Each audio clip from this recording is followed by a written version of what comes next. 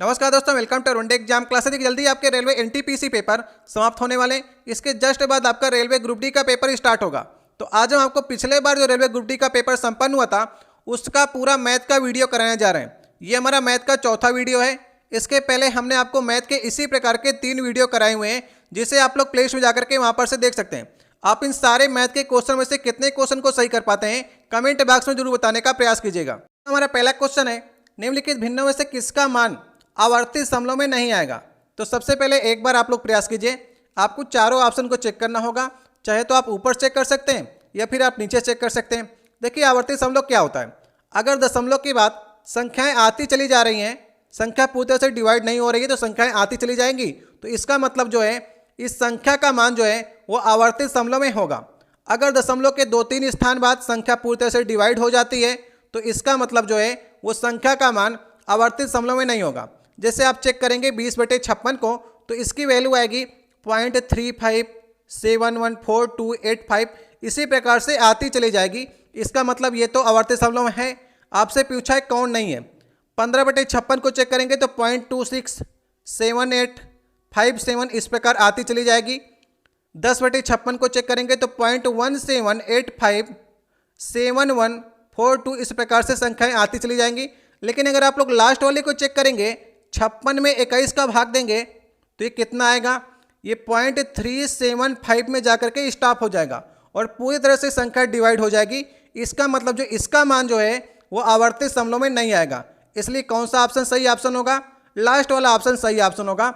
अगर आपको वीडियो अच्छा लग रहा हो तो वीडियो को लाइक कर दीजिएगा। अगर आप लोग पहली बार चैनल पर आए हो तो नीचे आपको लाल रंग की सब्सक्राइब के बटन दिखेगी, उसे दबाकर लाल से काली कर दीजिएगा ताकि आने वाली वीडियो है वो आपके पास सबसे पहले पहुंच सके। दूसरा क्वेश्चन है, एक वस्तु 20 मीटर की त्रिज्या वाले एक वृत्ताकार पथ पर 4 मीटर पर सेकंड की समान गति से चल रही है। इसके द्वारा एक चक्कर को पूरा करने में लिया गया समय आपको निकालना है। इसी प्रकार से एक वृत्ताकार मार्ग है, त्रिज्या आपको दे रखी है r बराबर 20 मीटर इसकी दे रखी है। इस वृत्ताकार मार्ग में चक्कर लगा रहा है, एक वृत्ताकार पूरा चक्कर लगाएगा। तो आपको निकालना क्या, समय निकालना है। चाल बराबर दूरी बटे समय, आपको ये फार्मूला मालूम होगा, ठीक है। चाल आपको दे रखी है 4 मीटर पर सेकंड, समय आपसे पूछा है तो दूरी आपको नहीं मालूम। अगर आपको दूरी मालूम चल जाए तो दूरी बटे चाल कर देंगे, समय निकल आएगा। दूरी के लिए वृत्ताकार मार्ग में चक्कर लगा रहा है तो इसकी परिधि जो होगी वृत्ताकार मार्ग की वही इसकी दूरी होगी। वृत्त की परिधि क्या होती है, 2πr। देखिए चारों ऑप्शन में आपको पाई दिख रहा होगा ना, तो पाई की वैल्यू आपको नहीं रखनी है, आर की वैल्यू रख दीजिए। आर कितना है, 20 मीटर, तो 20 दूनी 40 पाई जो हो जाएगी इसकी दूरी हो जाएगी। तो समय निकालने के लिए दूरी हमारी 40 पाई आ गई और आपको चाल दे रखी है 4 से 40 को काटेंगे तो 10 पाई आ जाएगा। 10 पाई क्या आ जाएगा, समय आ जाएगा और सेकंड में होगा समय। तो 10 पाई सेकंड जो होगा इसका सही ऑप्शन होगा दूसरा वाला ऑप्शन, ठीक है। आप लोग इसी प्रकार से लगाने का प्रयास कीजिए। आपको सारे प्रश्नों को लगाते हुए चलना है। तीसरा क्वेश्चन है, यदि आपको दे रखा है 0.7/1 - 6c बराबर -0.2 दे रखा है तो c की वैल्यू आपसे पूछी है, ठीक है। कैसे करेंगे आप, इसके नीचे 1 रखिए, तिरिया गुणा कर दीजिए, c की वैल्यू निकल आएगी। अगर आप दशमलव हटाना चाहते हैं तो हटा भी सकते हैं। देखिए दशमलव के एक अंक पे दशमलव है तो ये दोनों दशमलव जो है हट जाएंगे, ठीक है। तो कैसे आप लिखेंगे इसे, 7/1 - 6c बराबर -2/1 लिख सकते हैं। इस प्रकार से आप इसे लिख सकते हैं। अब तिरिया गुणा कर लीजिए, ये 7 बराबर आ जाएगा -2 और ये प्लस हो जाएगा 6 दूनी 12c, ठीक है। अब ये 2 इधर जाएगा तो ये 9 आ जाएगा, ठीक है। 12c बराबर 9, तो c बराबर 9/12, 3 से काट दीजिए, 3 त्रिका 9, 3 चौको 12, 3/4, 3/4 को आप क्या दशमलव लिख सकते हैं, 0.75। तो 0.75 किस ऑप्शन में है, तीसरे वाले ऑप्शन में है, तो तीसरा वाला ऑप्शन इसका सही ऑप्शन होगा। चौथा क्वेश्चन है, एक लड़की को 400 किलोमीटर की दूरी को 5 घंटे में तय करना है। उसने कुछ समय 85 किलोमीटर पर आवर गति से और शेष समय 55 किलोमीटर पर आवर गति से यात्रा की। उसने अधिक गति से कितनी देर यात्रा की आपको ज्ञात करनी है, ठीक है। देखिए समय आपको टोटल दे रखा है 5 घंटे का। अगर कुछ समय माना हमने एक्स समय जो है वो 85 किलोमीटर पर आवर गति से तय की तो टोटल समय 5 है और कह रहा शेष समय, शेष मतलब कि 5 - x, शेष समय जो होगा वो 5 में से घटा देंगे तो वो 55 किलोमीटर पर आवर घर से उसको यात्रा करेगी। ठीक है, अब आप समझिएगा, चाल और समय का अगर आप लोग मल्टीप्लाई करते हैं तो क्या निकलता है, दूरी निकलती है। और दूरी आपको दे रखी 400 किलोमीटर की, तो चाल और समय का मल्टीप्लाई करिए, दोनों को जोड़ दीजिए और बराबर कर दीजिए 400 के। तो पहला समय हमने माना x और चाल क्या है 85, ठीक है, प्लस दूसरा हमारा क्या है चाल 55 और समय कितना है 5 माइनस एक्स। ठीक है, अगर एक x होगा तो एक 5 माइनस एक्स होगा बराबर 400।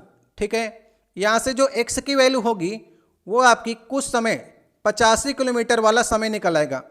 x को निकालिए यहाँ पर से आप, तो x आ जाएगा 25/6, 25/6 जो आ जाएगा वो x आ जाएगा। अगर आप लोग इसको भाग देना चाहेंगे तो 4 सही 1/6 आ जाएगा। और आपसे मिनट में पूछा है तो 60 से इसे मल्टीप्लाई कर देंगे तो 6 दहम्मा 60, 4 घंटे 10 मिनट। 4 घंटे 10 मिनट जो है वो कुछ समय हमने x माना था, वो x ही था आपका 85 किलोमीटर पर आवर गज से कितना समय चल रहा है, 4 घंटे 10 मिनट चल रहा है। तो इसका कौन सा ऑप्शन सही होगा, लास्ट वाला ऑप्शन। आपसे अधिक गति वाला पूछा था, तो अधिक गति किस में होगी, 85 किलोमीटर पर आवर में, तो लास्ट वाला ऑप्शन सही ऑप्शन होगा। पांचवा क्वेश्चन है, 520 ग्राम पानी में 45 ग्राम नमक को मिलाकर के 1 विलयन तैयार किया जाता है। द्रव्यमान सांद्रता के संदर्भ में द्रव्यमान परसेंटेज आपको ज्ञात करना है। ठीक है, देखिए 520 ग्राम पानी था, हमने उसमें 45 ग्राम नमक मिला दिया, तो पूरा मिश्रण जो है कितने ग्राम का हो गया, 565 ग्राम का हो गया। अब ये 565 ग्राम में आपको नमक की मात्रा ज्ञात करनी है परसेंटेज में। तो 45 ग्राम हमारा नमक है कितने में, 565 पूरे हमारे टोटल विलियन में, गुणे 100 कर दीजिए। इस प्रकार से आप लोग काटिएगा, काटना चाहते हैं तो काट सकते हैं। कितने से कटेगा ये, 5 से काट दीजिए, 20 बार जाएगा 113। ठीक है, अब 45 दूना 90, 900/113 आ जाएगा। थोड़ा सा डिवाइड करने का प्रयास कीजिए, 11 8 88 होता है, तो लगभग 8 से थोड़ा कम आएगा, क्योंकि यहाँ पर 13 भी है, 113 है, तो 8 से थोड़ा कम जो है वो पहला वाला ऑप्शन है। बाकी देखिए सारे बहुत ज़्यादा हैं, एक तो 8 से ज़्यादा है, 8 से कम वाला आंसर होगा थोड़ा से। तो पहला छठवां क्वेश्चन है, 306, 204 और 136 का आपको महत्तम समापवर्तक निकालना है, मतलब कि आपको एचसीएफ निकालना है। तो इसकी 2 विधियां होती हैं, चाहे तो आप भाग विधि से निकाल लीजिए या फिर आप गुणनखंड विधि से निकाल सकते हैं। तीनों का गुणनखंड करिए, जो कॉमन आ जाए तीनों में वही इसका महत्तम समापवर्तक होगा। लेकिन मैं आपको भाग विधि से बताऊंगा, देखिए जो सरल होता है मैं आपको उसी प्रकार से बताने का प्रयास करता हूं। अब इसकी भाग विधि थोड़ी अलग होती है। सबसे पहले आपको छोटी संख्या से उससे बड़ी वाली संख्या में भाग देना होता है। अब भाग देखिए किस प्रकार से देखते हैं, यहां पर 136 लिख लीजिए और 204 कितनी बार जाएगा, 1 बार जाएगा। ठीक है, 136 नीचे लिख लीजिए, कितना बचेगा शेष, 68 बचेगा। अब जो 68 बचा इसका भाग देना है फिर से 136 में। ठीक है, कितनी बार जाएगा, 2 बार जाएगा और पूरी तरह संख्या कट जाएगी। अब जब संख्या कट गई या फिर 0 आ गया इसका शेष फल, तो हम लोग 68 को उठा लेंगे। इसका मतलब ये निकला कि 204 और 136 में 68 जो है वो कॉमन संख्या है, इन दोनों का महत्तम समापवर्तक 68 निकला। अब 68 को उठा करके हम 306 में भाग कर देंगे, कितनी बार जाएगा, पहली बार 4 बार में जाएगा, 272 आ जाएगा, 34 आ जाएगा शेषफल। अब ये 34 जो आया इसमें फिर से 68 में भाग देंगे, कितने बार जाएगा, 2 बार में जाएगा और ये भी आपका शेषफल 0 आ गया। तो ये 34 जो आया ये तीनों का महत्तम समापवर्तक आया। यही जो है महत्तम समापवर्तक निकालने की भाग विधि है। ठीक है, प्रश्न में भी आपसे भाग विधि से पूछा था, इसलिए प्रश्न का उत्तर जो है वो आसानी से आ गया है। देखिए 7वां क्वेश्चन है, ABC एक समकोण त्रिभुज है जिसमें A जो है हमारा समकोण है। ठीक है, इस प्रकार बना लीजिए, A को समकोण पे रखना है, तो BC यहां पर होंगे। अन्य 2 समकोण त्रिभुज की रचना के लिए किस भुजा को समद्विभाजित करने की आवश्यकता है। अब देखिए A हमारा 90 हो गया है, अगर हम लोग BC को 20 से डिवाइड कर देते हैं तो 2 आपको अन्य 2, मतलब कि एक यहां पर से आपको समकोण मिलेगा, एक यहां पर से मिलेगा, तो अन्य 2 आपको समकोण त्रिभुज जो है BC को डिवाइड करने पर मिलेंगे। इसलिए सही ऑप्शन होगा इसका लास्ट वाला ऑप्शन। अगर आप लोग सोच रहे हैं कि हम AB को डिवाइड करें, अगर आप AB को डिवाइड करेंगे यहां पर से, तो एक आपका समकोण त्रिभुज हो चुका है और किसी भी त्रिभुज के दो कोण समकोण नहीं हो सकते। तो ए बी वाला डिवाइड वाला कैंसिल हो गया। अगर आप सोचें कि हम ए सी को करें, अगर आप लोग इस प्रकार से करना चाहते हैं तो ए हमारा समकोण है तो दूसरा कोई भी समकोण नहीं हो सकता। सिर्फ एक ही केस में ए को अगर हम 20 से डिवाइड कर दें तो ये वाला कोण समकोण हो जाएगा। अगर हम लोग इसको यहाँ से डिवाइड करते हैं तो ये त्रिभुज जो बना इसमें ये वाला कोण समकोण हो जाएगा। तो केवल BC ही होगा जिसको हम 20 से समद्विभाजित कर सकते हैं। लास्ट वाला ऑप्शन सही ऑप्शन होगा। 8वां क्वेश्चन है, नीलांजन भारती से 11 वर्ष छोटा है। ठीक है, 15 साल बाद भारती नीलांजन की आयु की 1/2 गुना हो जाएगी। नीलांजन की वर्तमान आयु आपको ज्ञात करनी है। अब देखिए प्रश्न में आपको क्या दे रखा है, गुना दे रखा है। 1/2 गुना मतलब क्या होगा, अगर आप नीचे दशमलव के 1 रखेंगे दशमलव हट जाएगा, 12/10 बनेगा, डिवाइड करेंगे तो 6/5 बनेगा। 6/5 का मतलब ये हुआ कि भारती 6 के रेशियो में है और नीलांजन 5 के रेशियो में है। ये आपको दे रखा है 15 वर्ष बाद का। ये भारती हो गई 20 से, नीलांजन N से हो गया। ठीक है, अब नीलांजन जो है भारती से 11 वर्ष छोटा है। देखिए आपका भाई अगर आपसे छोटा है, अगर 4 साल छोटा है तो जीवन भर 4 साल छोटा रहेगा। 11 वर्ष छोटा है भारती से नीलांजन। ठीक है, तो नीलांजन हमेशा 11 वर्ष छोटा रहेगा। 15 साल बाद भी बात करेंगे तो वो 11 वर्ष छोटा होगा। इन दोनों के बीच का अंतर कितना है, 1 का, तो 1 बराबर 11 के। ये क्या कह रहा है, 11 वर्ष का अंतर है और यहाँ पर 1 का निकल रहा है, तो ये 66 साल का होगा। 11 छक्के 66, भारती 66 साल की होगी और नीलांजन 55 साल का होगा। ठीक है, समझ गए। 15 साल बाद की बात कर रहा है, तो वर्तमान में कितने साल का होगा, 15 घटा दीजिए। नीलांजन कितने की होगी, 40 की होगी। 15 घटाएंगे तो 40 की, और भारती कितने की होगी, 51 की होगी। दोनों में अंतर कितने का है, 11 का। 11 का अंतर हमेशा रहेगा, यही आपको समझना है। ठीक है, तो 40 वर्ष है, आपसे नीलांजन की पूछी है तो 40 वर्ष इसका सही ऑप्शन होगा। ये दूसरा ऑप्शन सही ऑप्शन है। 9वां क्वेश्चन है, एक 43.5 मीटर लंबे टावर से भूतल पर एक खड़ी महिला का प्रारंभिक स्थिति से शीर्ष उन्नयन कोण जो है वो 60 डिग्री का बन रहा है। ठीक है, त्रिभुज बनाते हैं। सबसे पहले हम लोग, ये टावर है, लंबा वाला टावर हमेशा होता है 43.5 मीटर का ये टावर है। ठीक है, भूतल पे यहाँ पर कोई महिला खड़ी है, उस पर उन्नयन कोण जो है वो 60 डिग्री का बन रहा है। नेक्स्ट क्या कह रहा है, वो टावर की स्थिति से सीधी रेखा की ओर इस प्रकार बढ़ती है कि अंतिम स्थिति से टावर का उन्नयन कोण 30 डिग्री हो जाता है।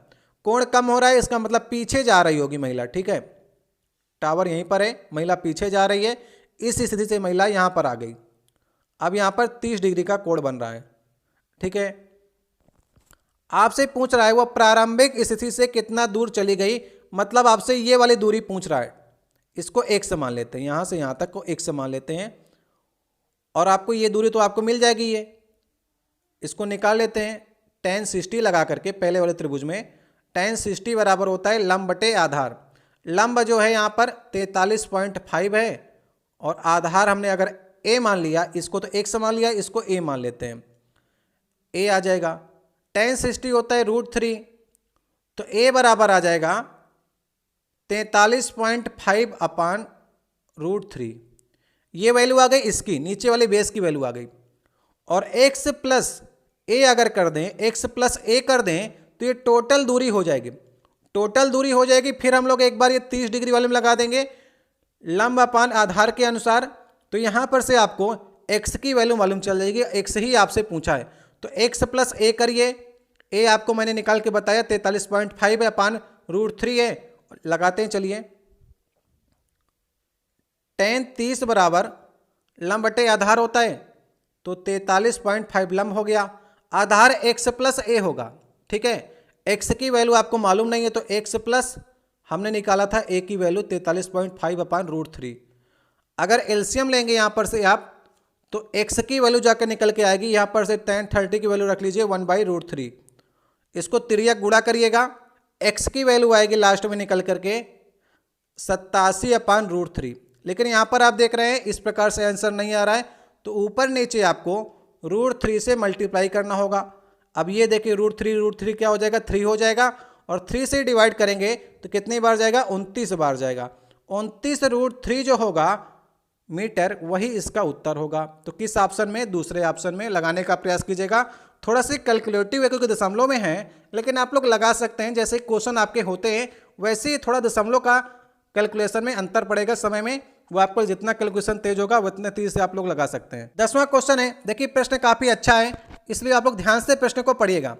4.5 सेंटीमीटर की भुजा वाले एक वर्ग के प्रत्येक कोने से 1 सेंटीमीटर की भुजा वाले शीर्ष काटे जाते हैं। इस प्रकार से बने अष्टभुज की परिधि आपको ज्ञात करनी है और उसका क्षेत्रफल आपको ज्ञात करना है। एक ही प्रश्न में आपसे 2 प्रश्न पूछें, तो सबसे पहले वर्ग बनाइए जिसकी चारों भुजाएं जो होती हैं सेम होती हैं।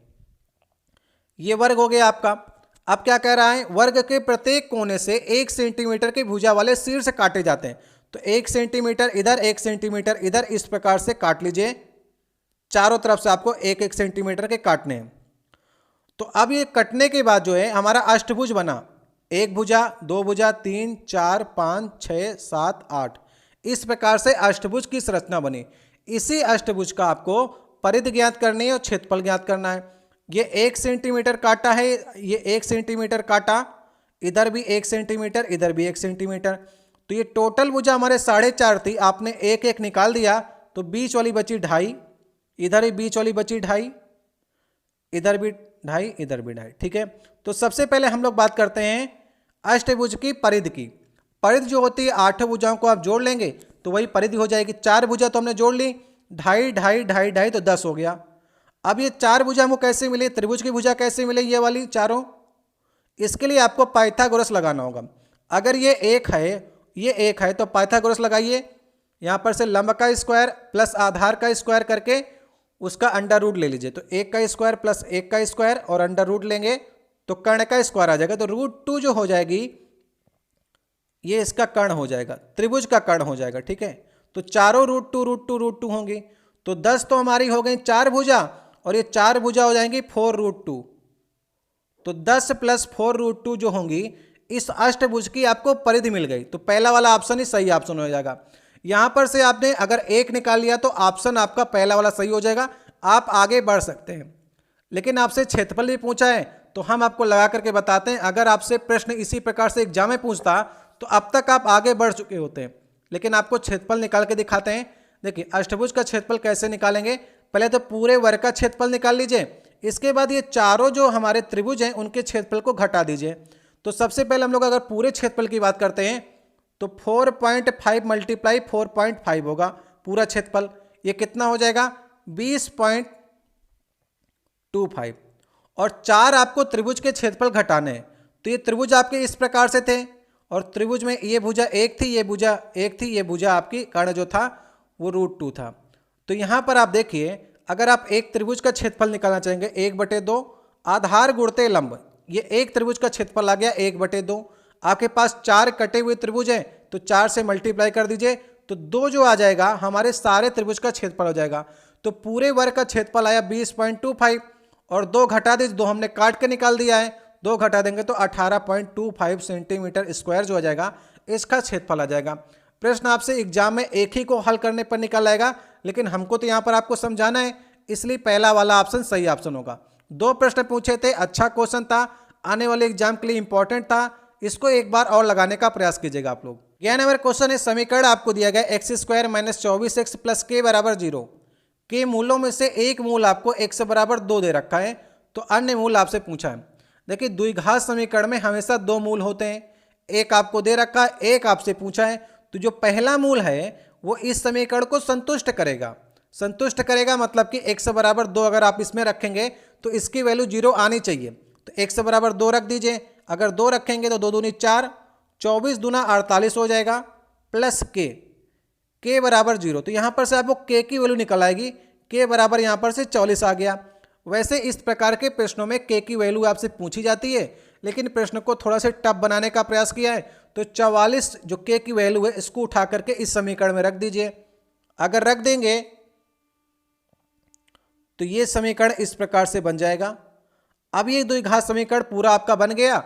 इसके मूल आप लोग आसानी से निकालेंगे जैसे आप बचपन से निकल चले आए हैं। 44 के ऐसे गुणनखंड करिए जिनका योग करने पर 24 बने। तो 22 दूना 44, 22x - 2x + 44 = 0। ठीक है, x कॉमन ले लीजिए यहाँ पर से, x - 22। तो एक मूल आपको x माइनस 22 बराबर 0 करेंगे तो एक मूल आपको x बराबर 22 मिल जाएगा। और यहाँ पर से अगर आप यहाँ पर से कॉमन लेंगे -2 तो x माइनस 22 यहाँ पर से आपको मिलेगा। तो एक मूल आपको मिल गया x माइनस 22 बराबर 0 तो x बराबर 22, ठीक है, प्लस में आएगा x बराबर 22। और एक तो आपको मालूम है x बराबर 2, यहाँ पर से x माइनस 2 बराबर 0 करेंगे तो x बराबर 2 ही आ जाएगा। तो एक तो आपको मालूम है, एक आपको निकालना तो x बराबर 22 जो होगा वही इसका सही उत्तर होगा। तो कौन सा ऑप्शन सही है? इसका तीसरा ऑप्शन सही होगा, ठीक है। देखिए इस प्रकार से आएगा एक मूल, तो यहाँ पर से प्लस में ही उत्तर आएगा। ये बात का आपको ध्यान रखना था। एग्जाम में थोड़ा गलती ये हो जाती है कि जल्दबाजी में माइनस चिन्ह कहीं से आ जाता है, तो उसको आपको ध्यान रखना है। इसलिए आप लोग पिछले साल के पेपर लगाते हैं कि आप लोग नए वाले जो पेपर देने जा रहे हैं उसमें आपसे गलती ना हो। 12 नंबर क्वेश्चन है, 1600 रुपये राशि पर 10 वर्षों में कितना साधारण ब्याज प्राप्त होगा यदि ब्याज की दर आपको इतना दे रखी है। हम आपको एक ही प्रश्न पत्र के सारे मैथ के क्वेश्चन करा रहे हैं, ठीक है। तो देखिए आपसे साधारण ब्याज पूछा है, तो साधारण ब्याज का फार्मूला क्या होता है? मूलधन गुणे दर गुणे समय बटे 100।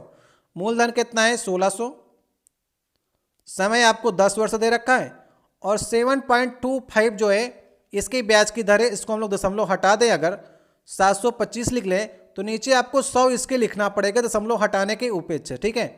यहाँ पर आप 100 तो लिखते ही हैं, फार्मूले में है। अब आप लोग यहाँ पर से काटना स्टार्ट करिए, जो जो कट सकता है। यहाँ पर से देखिए 25 से कटेगा, 25 दूने 50, 25 नवैयम 225 और 25 चौके 100, ठीक है। 4 चौके 16 यहाँ पर से कट जाएगा। 290 मल्टीप्लाई 4 करेंगे तो 1160 आ जाएगा, जो कि उत्तर कौन सा होगा आपका?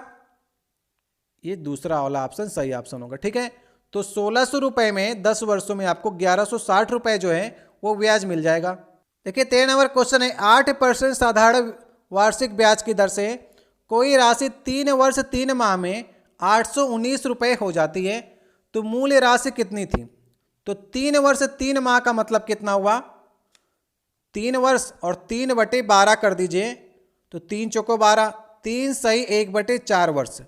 इसको अगर आप लोग चेंज करेंगे अंश अपान हर में तो 3 चौको 12, 13/4, 13/4 वर्ष आपका निकल आए यहाँ से।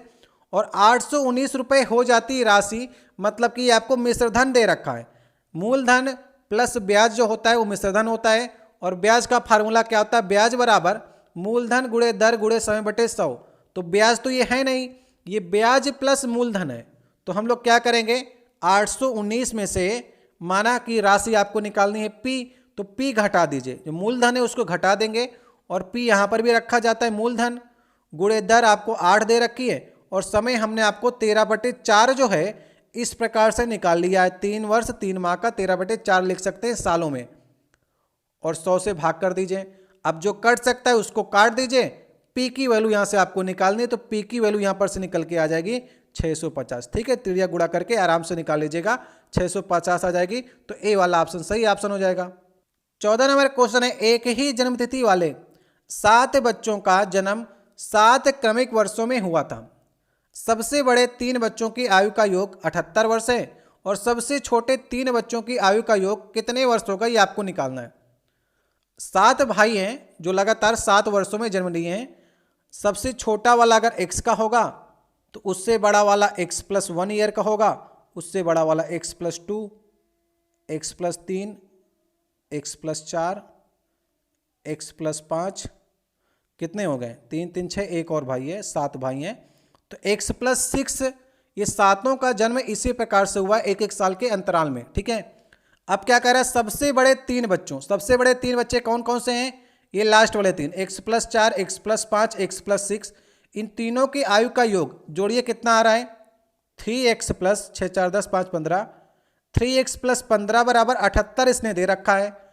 तो 15 घटाएंगे आप तो 63 बन जाएगा, और 3x बराबर 63, तो x बराबर 21, x बराबर 21 आ गया। पूछा क्या है आपसे? सबसे छोटे 3 बच्चों की आयु का योग। सबसे छोटे कौन से 3 हैं? x, x + 1, x + 2, इनको जोड़िए कितना आएगा?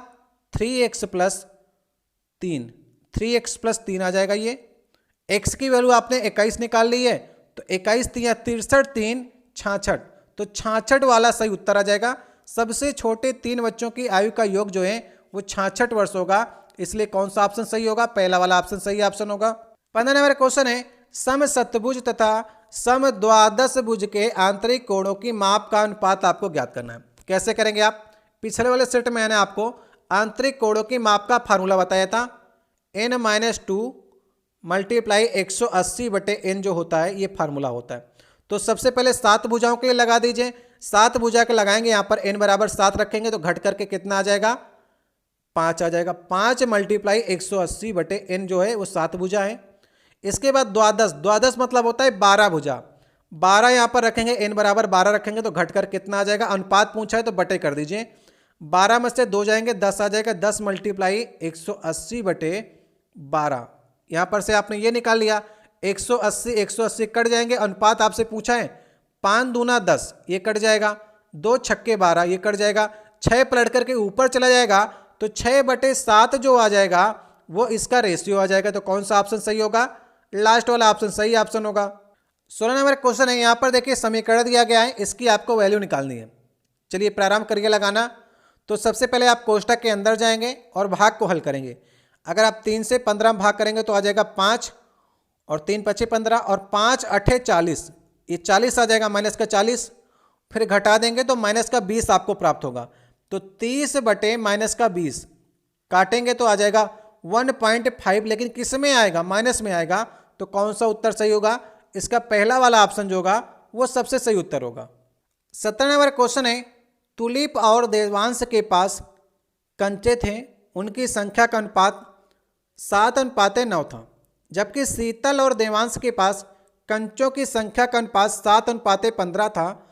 तुलीप और शीतल के पास कंचों की संख्या का अनुपात आपको ज्ञात करना है। ठीक है, इस प्रकार के प्रश्न बहुत ही आसान होते हैं। जब आपको ए और बी का अनुपात दे रखा होता है और बी और सी का अनुपात दे रखा होता है तो ए बी सी का अनुपात आप लोग आसानी से निकाल लेते हैं। कैसे निकालना है आपको? देखिए, तुलीप को टी मान लेते हैं, देवांश को डी मान लेते हैं। ठीक है, इनका अनुपात आपको 7:9 दे रखा है।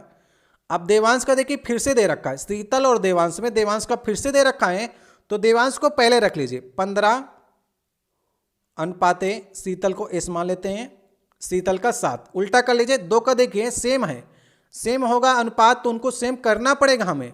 ये 9 है, ये 15 है, ऐसा क्या करें दोनों में कि दोनों सेम हो जाएं।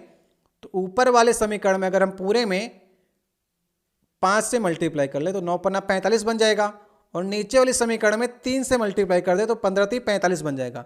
तो अब ये दोनों बीच वाले 45 बन जाएंगे, तो हमारा उत्तर आ जाएगा। तुलीप का और शीतल का हम लोग निकाल लेंगे, तो ऊपर वाले में अगर मल्टीप्लाई करेंगे तो 7 × 5 = 35 बनेगा ये, और 9 × 5 = 45। ठीक है, देवांश का आपसे पूछा ही नहीं तो देवांश का आप लोग निकालिए ही नहीं, दोनों तो बराबर वैसे ही हो गए। 3 × 7 = 21, तो 35 और 21 का रेशियो निकला। इसको डिवाइड कर दीजिए 7 से, 7 × 5 = 35 और 7 × 3 = 21, तो आपके पास तुलीप और शीतल का आ गया 5 और 3 का रेशियो। तो कौन सा ऑप्शन सही होगा? पहला वाला ऑप्शन सही ऑप्शन होगा। देखिए 18 नंबर क्वेश्चन है, साई किसी काम को 17 दिन में कर सकता है, जबकि बिंदु इसे काम को 51 दिन में कर सकता है। साई पहले दिन काम करता है, बिंदु दूसरे दिन काम करता है, मतलब अल्टरनेट दिनों में काम करते हैं। काम समाप्त होने तक यह क्रम जारी रहता है, तो काम पूरा करने में कुल कितने दिन लगेंगे? आसान सा क्वेश्चन है, चलिए जल्दी लगाते हैं। एस से साई मान लीजिए, साई 17 दिन में कर रहा है और बिंदु जो है 51 दिन में करता है अकेले अकेले। इनकी दोनों क्षमताएं जो निकाल लेते हैं, तो क्षमता निकालने के लिए इनका रेशियो निकालते हैं। सबसे पहले एलसीएम निकाल लीजिए, एलसीएम तो 51 ही आ जाएगा। 51 जो होगा हमारा टोटल वर्क होगा, ये भी आपको ध्यान रखना है। तो 17 × 3 = 51 और 51 × 51 = 51। ठीक है, तो यहाँ पर से साई का जो है काम करने की क्षमता जो है एक दिन की वो 3 आ गई, और बिंदु की क्षमता एक दिन की 1 आ गई। जब देखिए पहले दिन साई काम स्टार्ट करता है तो साई काम करेगा तो एक दिन में 3 ही काम करेगा, और दूसरे दिन बिंदु काम करेगा, बिंदु दूसरे दिन 1 काम करेगा। तो टोटल 2 दिन में कितना काम हुआ? टोटल 2 दिन में 4 काम हुआ। 2 दिन में 4 काम हुआ, तो आप इसमें मल्टीप्लाई कर दीजिए 12 का, 12 मल्टीप्लाई करिए दोनों तरफ, तो 24 दिन में बच्चों का 48 काम हुआ। 24 दिन में 48 काम हुआ। ठीक है, 24 दिन में 48 काम हुआ, और पहले साई ने काम स्टार्ट किया था, फिर बिंदु ने, तो बिंदु तक जो है कार्य हमारा 48 पूरा हो गया 24 दिन में। 25वें दिन जो है वो साई काम करेगा, और साई की काम करने की क्षमता कितनी है? 3 है, तो 25वें दिन वो 3 काम करेगा, 48 3 51, और टोटल जो एलसीएम था वही हमारा टोटल कार्य था। तो 25 दिन में टोटल हमारा कार्य समाप्त हो जाएगा। तो कौन सा ऑप्शन सही होगा? लास्ट वाला ऑप्शन हमारा सही ऑप्शन होगा। 19 नंबर क्वेश्चन है, वकार और नसीमा की आयु में 8 वर्ष का अंतर है। मैंने आपको बताया अगर किसी की आयु का अंतर आपको दे रखा है तो वो आपसे ये जानना चाह रहा है कि आयु का अंतर जो है वो बुढ़ापे तक दोनों में 8 वर्ष का आयु का अंतर ही रहेगा। ठीक है, अगर आपका भाई, मैंने आपको बताया, आपसे 4 वर्ष बड़ा है तो हमेशा आपसे 4 वर्ष बड़ा रहेगा। यही इसको आप लोग पॉइंट को समझिएगा। जब 30 साल पहले उनका निकाह हुआ था या विवाह हुआ था तो वकार की आयु का 4 गुना नसीमा की आयु के 5 गुना के बराबर था। वकार की आयु का 5 गुना, नसीमा की आयु के, वकार की आयु का 4 गुना और नसीमा की आयु के 5 गुना के बराबर था। तो यहाँ पर से वकार और नसीमा की आयु का रेशियो निकल आएगा 5/4 का रेशियो निकल आएगा। ठीक है, वकार बड़ा है, ध्यान रखिएगा। तो 5/4 का रेशियो निकला। 30 वर्ष पहले की बात है और हमेशा अंतर मैंने आपको बताया कि 8 वर्ष का रहेगा, चाहे 30 वर्ष पहले की बात करें चाहे 30 वर्ष बाद की बात करें। 5 और 4 में अंतर 1 का है, हमारा अंतर 1 का, वो कह रहा है कि 8 वर्ष का अंतर है। तो ये 1 बराबर 8 के हो गया, तो वकार होगा 8 5 40 वर्ष का और नसीमा होगी 8 चौक 32 वर्ष की। दोनों की जोड़िए, दोनों कितना होगा, योग आपसे पूछा है ना, दोनों को जोड़िए कितना आ जाएगा, 72 वर्ष आ जाएगा। लेकिन 72 वर्ष कैसे आएगा? 30 वर्ष पहले ये 72 वर्ष के थे, तो अभी दोनों में 30-30 साल बढ़ गए होंगे। मतलब कि 72 में अगर हम लोग 60 जोड़ दें तो वर्तमान आयु आपको ज्ञात हो जाएगी। 72 में 60 जोड़िए तो 132 वर्ष होते हैं। ठीक है, ये 72 जो निकला है वो 30 वर्ष पहले का निकला है और अभी का आपसे पूछ रहा है, तो 30-30 60 दोनों बढ़ गए होंगे। तो 72 + 60 करेंगे तो 132 वर्ष होगा। अंतर हमेशा सेम रहता है। तो सबसे पहले हमने रेशियो निकाल लिया, रेशियो से हम लोग अंतर से उन दोनों की आयु निकाल लेंगे 30 वर्ष पहले की, फिर 30-30 दोनों में जोड़ दीजिए तो अब की आयु निकल आएगी। तीसरा ऑप्शन सही ऑप्शन है। देखिए 20वां क्वेश्चन है, 10/11 में 10/11 में क्या जोड़ा जाए कि 11/10 हो जाए? तो 10/11 में हमने माना x जोड़ा जाए कि 11/10 हो जाए। x की वैल्यू ये आपका उत्तर होगी 11/10 माइनस 10/11। अगर आप लोग इसका करेंगे मल्टीप्लाई इधर उधर एलसीएम लेकर के, तो 11 ग्राम 121 माइनस 100/110 बनेगा। 121 में से 100 घटाएंगे तो क्या आ जाएगा, ऊपर 21 आ जाएगा और नीचे आ जाएगा 110। तो 21/110 जो होगा वही इसका उत्तर होगा। तो पहले ऑप्शन में आपको मिल रहा है, लगा करके आगे आप लोग निकल जाइए। बहुत ही सिंपल क्वेश्चन था ये। 21 नंबर क्वेश्चन है, 4 अंकों की आरोही क्रम में रखने पर उनका क्रम जो है, देखिए 4 अंकों की एक संख्या है, उसको अगर हम लोग आरोही क्रम में मतलब कि छोटे से बड़े क्रम में रखें, W X Y Z इसी क्रम में आपको रखना है। तो सबसे छोटे 3 अंकों का औसत, ये सबसे छोटे 3 अंक आगे वाले हैं, इनका औसत आपको दे रखा है 25.5। ठीक है, सबसे बड़े 3 अंकों का औसत, सबसे बड़े 3 अंक कौन से हैं, X Y Z, इनका औसत आपको 29.5 दे रखा है। तो आंकड़ों का आपको परास निकालना है। तो अंकों का अगर आप लोग को परास निकालना होता है तो सबसे बड़ी संख्या का सबसे छोटी वाली संख्या से अगर आपको अंतर मालूम चल जाए तो यही उसका परास होता है। और इस प्रश्न में जो है इन दोनों का अंतर ही निकल सकता है और कुछ भी नहीं निकल सकता है। तो इसके लिए आपको क्या करना होगा, इसके लिए आपको बड़ी संख्या 29.5 का मल्टीप्लाई करिए 3 संख्या के साथ में, तो सबसे बड़ी 3 संख्याओं का योग निकल आया। इन तीनों संख्याओं के योग में से छोटी संख्याओं का योग को घटा दीजिए। देखिए 25.5 × 3, इसको अगर आप घटा देंगे तो आंकड़ों का परास निकल आएगा। 3 कॉमन ले लीजिए, 29.5 में से 25.5 जाएगा, कितना आ जाएगा, 4 आ जाएगा। 4 3 12, तो 12 जो होगा इसका उत्तर आ जाएगा। सिंपल क्वेश्चन था। इसी प्रकार से क्वेश्चन पूछता है, या तो आपसे अंतर पूछ लेगा या तो आपसे परास पूछने का प्रयास करेगा, दोनों एक ही बातें होती हैं। तीसरा ऑप्शन सही ऑप्शन होगा। 22 नंबर क्वेश्चन है, निम्नलिखित में से कौन सी संख्या भाज्य है? ये 4 आपको ऑप्शन दिए गए हैं। अगर आपने इन चारों ऑप्शन में से वो संख्या ढूंढी जो डिवाइड हो सकती है तो वो भाज्य संख्या होगी, किसी न किसी प्रकार से कट जानी चाहिए। तो तीसरे वाले ऑप्शन को आप आइए चेक करिए, इन तीनों का योग करिए, 7 2 9 और 9 18। अगर ये 18 आ गया तो संख्या ये 9 से कट जाएगी। अगर 9 से कट गई तो ये भाज्य संख्या होगी, 3 से भी कट जाएगी, 9 से भी कट जाएगी, तो ये भाज्य संख्या होगी, बाकी सभी अभाज्य होंगी, क्योंकि तीन ऑप्शन जब गलत होंगे तभी तो एक ऑप्शन सही होगा। तो आपसे भाज्य पूछा है ना, तो तीसरा वाला ऑप्शन सही ऑप्शन होगा। 23 नंबर क्वेश्चन है, ए और बी किसी काम को मिलकर के 35 दिन में पूरा कर सकते हैं। यदि ए अकेली काम करती है तो उस काम को 4/7 भाग को पूरा कर शेष काम बी को छोड़ करके चली जाती है। मतलब किसी काम को वो 4/7 भाग ही करती है और जो बचा काम है वो बी करेगा। इसी प्रकार से यदि काम पूरा करने में 114 दिन लगते हैं तो ए अधिक दक्ष है।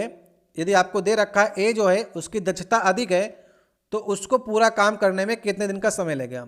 ऐसे क्वेश्चन जो है इसकी बहुत ही ज़्यादा लंबी विधि है, लेकिन मैं आपको शॉर्ट मेथड में बताऊंगा। इसको आप लोग थोड़ा समझने का प्रयास कीजिएगा। अगर प्रश्न आपको एग्जाम में कठिन लगता है तो इसको आप छोड़ भी सकते हैं, क्योंकि इसमें थोड़ा आपको समय लगेगा, लेकिन आप लोग अगर इसे प्रैक्टिस कर लेंगे तो बहुत ही सिंपल तरीके से लग जाएगा। ठीक है, तो यहाँ पर से देखिए 114 और 35 दिनों में इन दोनों का अंतर सबसे पहले आप लोग निकाल लीजिए। 114 - 35 करेंगे तो अंतर आ जाएगा 79 का। इसको आप किनारे लिख लीजिए। ठीक है, इसको अभी लिखा रहने दीजिए। अब समझिए आप लोग ए और बी हैं ये, यहाँ पर से इनकी क्षमता निकालने का प्रयास हम लोग करते हैं। ए और बी की क्षमता निकल आएगी तो प्रश्न आसानी से हल हो जाएगा। 35 दिन में ए और बी मिलकर करते हैं और ए जो है वो 4/7 भाग को हम लोग देखें कि 35 में से 4/7 भाग कितने दिन में होगा। तो 35 × 4/7 करेंगे तो 7 × 35, 7 चौको 5 चौको 20, तो 20 दिन में ए करेगा और 35 दिन में दोनों कर रहे हैं तो मतलब 20 दिन में ए करेगा। तो 15 दिन में जो 3/7 भाग बचा है वो बी करेगा। ठीक है, अब 20 और 15 का मल्टीप्लाई करेंगे कितना आ जाएगा 300। अब 300 के ऐसे दो गुणनखंड करिए जो 79 उत्तर दें जोड़ने पर। तो 75 × 4, 75 चौके 300 होता है और 75 और 4 को जोड़ेंगे तो 79 आ जाएगा। तो ए की दक्षता अधिक है, ये कह रहा है ए अधिक दक्ष है। तो ए में ए जो है कम दिन लेगा, तो इसमें कम वाले को हम लोग भाग कर देंगे। 20/4 कर दीजिए, 20/4 करेंगे तो 5/1 आ जाएगा। तो ये ए की दक्षता 5 आ गई और बी की दक्षता 1 आ गई। बी जो है कम दक्ष है इसलिए इसमें 75 का आप भाग देंगे, 4 का आपने इसमें भाग दिया। अगर आपको संतुष्टि नहीं मिलती है तो 15 भागे 75 कर दीजिए। तो यहाँ पर से भी ए और बी की दक्षता वही निकलेगी। 15 का नाम 15, अब 15 × 5 = 75। ठीक है, तो यहाँ पर से बी की दक्षता 1 आ जाएगी, ए की दक्षता 5 आ जाएगी। तो यहाँ पर से आपने इसकी दक्षता को निकाल लिया, क्षमता को निकाल लिया। तो अब आपको दिया हुआ है ए और बी मिलकर के 35 दिन में करते हैं। तो ए और बी को जोड़ लीजिए, इनकी दक्षता कितनी होगी 5 और 1, तो 6 हो गई इनकी क्षमता। और 35 दिन में करते हैं तो टोटल काम हमारा 35 × 6 होगा। और आपसे पूछा क्या है ए कितने दिन में करेगा, तो ए की क्षमता कितनी है 5 है। तो 5 × 7 = 35 और 6 × 42 इसका उत्तर हो जाएगा। ये प्रश्न जो है इसी प्रकार से आसानी से लगता है, इसमें भी समय लगा है, लेकिन ये सबसे सिंपल मेथड है। 2-3 बार इसी प्रकार के प्रश्नों को लगाने का प्रयास कीजिएगा, उत्तर आपको इसी प्रकार से प्राप्त हो जाएगा। 24 नंबर क्वेश्चन है, यहाँ पर देखिए 97 क्वेश्चन तक हमने आपको 1 से लेकर के 100 तक के सारे क्वेश्चनों में से मैथ के क्वेश्चन आपको ढूंढ कर कराएं। तो 24 क्वेश्चन है हमारा आज का, ये इस सेट का 24 नंबर क्वेश्चन है। एक क्वेश्चन और है जिसे आप लोग ट्राई कीजिएगा, तो टोटल इसमें आपको 25 क्वेश्चन देखने को इस सेट में मिलेंगे। तो यहाँ पर देखिए 143 माइनस इतना दिया है, इसको आपको हल करना है, उत्तर बताना है आपको। चलिए समय लीजिए, लेकिन आप लोग इसे सही करने का प्रयास कीजिएगा। 143 और 9 में से 2 जाएंगे 7, अगर घटाएंगे आप इसको टोटल तो ये बनेगा आपको जाकर के 136 और भागे। अब इसे अंदर वाले को हल करिए, 5 × 3 = 15, माइनस में आएगा 15 और एक मल्टीप्लाई करेंगे तो प्लस 15 हो जाएगा। 15 × 2 = 17, तो 17 आ जाएगा और 17 × 8 = 136, तो प्लस में 8 जो होगा वो इसका उत्तर हो जाएगा। तो ए वाला ऑप्शन इसका सही ऑप्शन हो जाएगा। तो हमको ये 24 क्वेश्चन मिले, तो आप इन 24 क्वेश्चन में से कितने क्वेश्चन को हल कर पाएँ आप लोग कमेंट बॉक्स में उत्तर लिखने का प्रयास कीजिएगा। अगर आपने रेलवे एनटीपीसी का पेपर दिया है, ये फिर देने जा रहे हैं, तो आप लोग इसका लेवल देखिए कि रेलवे ग्रुप डी का पेपर जो है अच्छे लेवल कोर्सेज में आपके रखे जाते हैं। मुझे तो लगता है एनटीपीसी का मैथ का पेपर भी जितने क्वेश्चन देकर आए उन्हें सरल लग सकता है और रेलवे ग्रुप डी का पेपर आपको कठिन लग सकता है। तो आपको रेलवे ग्रुप डी की तैयारी जो है वो मैथ की अच्छे ढंग से करनी होगी, क्योंकि एक ही चांस आपके पास बचा है। अगर आपका एनटीपीसी का पेपर अच्छा हुआ है तो आपके पास 2 चांस है रेलवे में नौकरी पाने के। अगर आपका रेलवे एनटीपीसी का पेपर जो अच्छा नहीं हुआ है तो आप लोग रेलवे ग्रुप डी पर अच्छे से ध्यान दीजिए और सारे मैथ और रीजनिंग क्वेश्चन लगाने का प्रयास कीजिए। मैथ और रीजनिंग क्वेश्चन आपको करा देंगे। साइंस के हमने ढेर सारे वीडियो आपके रेलवे ग्रुप डी कराए हुए हैं, आप लोग प्ले स्टोर में जाकर के वहाँ पर से देख लीजिएगा। एक क्वेश्चन मैं आपके लिए छोड़े जा रहा हूँ, इसको आप लोग देखिएगा। ये देखिए क्वेश्चन है, मैं आपके लिए क्वेश्चन छोड़े जा रहा हूँ, इसको आप लोग लगाइएगा, हल करिएगा।